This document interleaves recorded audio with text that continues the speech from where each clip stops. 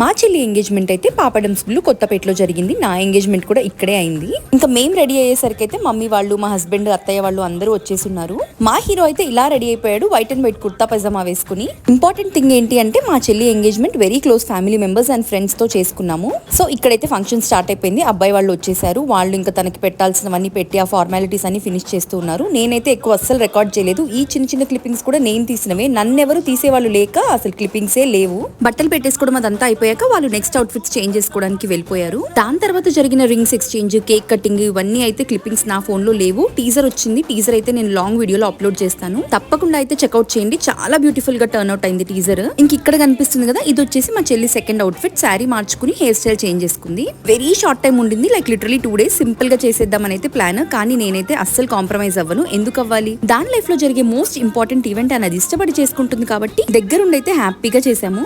Next shot లో కలుద్దాం. Bye bye.